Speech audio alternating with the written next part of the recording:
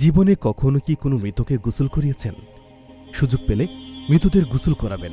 খুব কাছ থেকে দেখবেন মৃত্যুর পর মানুষের দেহটা কত অসহায় হয়। মৃত্যুর পর মানুষের মৃতদেহ কতটা ভয়ের কারণ হয়ে দাঁড়ায়। সুযোগ পেলে রাতে লাশ পাহারা দিবেন।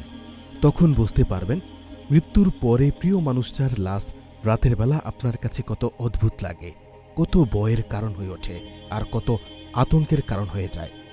সুযোগ পেলে মৃত ব্যক্তির শরীরে একটু হাত লাগিয়ে কিছুক্ষণ স্পর্শ নিবেন। আপনি তখন উপলব্ধির সুযোগ পাবেন এই পৃথিবীতে বিশাল প্রভাব প্রতিপত্তি রেখে যাওয়া মানুষগুলো মৃত্যুর পরে কত নির্জীব রূপ ধারণ করে। সুযোগ পেলে আপনজনদের লাশ কবরে নামাবেন। খুব আগ্রহ নিয়ে শেষবারের মতো মৃতদেহের মুখটি দেখার চেষ্টা করবেন এবং বারবার উপলব্ধির চেষ্টা করবেন এই মৃতদেহের সাথে অনন্তকালের যাত্রার পথে এটাই আপনার জীবনের শেষ দেখা।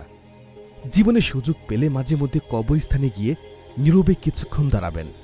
এরপর মনে মনে চিন্তা করবেন জীবনের লাভ ক্ষতির হিসেব এই মৃত মানুষগুলো এই পৃথিবীতে কি করে গেছেন, কাদের রেখে গেছেন। যাদের রেখে গেছেন তারা কি কখনো এই মৃত মানুষগুলোকে স্মরণ করার জন্য কবরস্থানের আশেপাশে আসে? আমাদের সবার শরীরেই কম বেশি রক্তকণা আছে। এই কথা চিরসত্য যে আমাদের শরীরের প্রতিটি রক্তকণা শরীরে গুরুত্ব বহন করে, অথচ আমাদের শরীর থেকে কোনো রক্তকণা বেরিয়ে গেলে সেটির যেমন কোনো গুরুত্ব থাকে না, তদ্রূপ আমাদের দেহ থেকে আমাদের প্রাণটা বেরিয়ে গেলে আমাদের শরীরেরও অন্যের কাছে কোনো মূল্য থাকে না।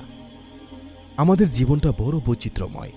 বেঁচে থাকতে আমরা এর জন্য ওর জন্য কত মায়া দেখাই, কত ভালোবাসা দেখাই। এ আমার ছেলে তো সে আমার মেয়ে, এ আমার ভাই তো সে আমার বোন। অথচ মরে গেলে এই মানুষগুলি সবার আগে তোড়জোড় শুরু করে কিভাবে মৃতকে দাফন করা যায়, কত দ্রুত মৃতকে কবরস্থ করা যায়, সেই চিন্তায় সবাই তটস্থ থাকে। আমাদের জীবনটা আসলেই সাময়িক।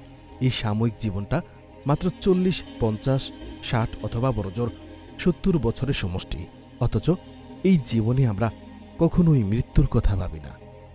তাই প্রিয় দর্শক, আসুন এখনো সময় আছে, আমরা সবাই আমাদের পাপের জন্য তওবা করে আজ থেকেই আল্লাহর পথে ফিরে আসি।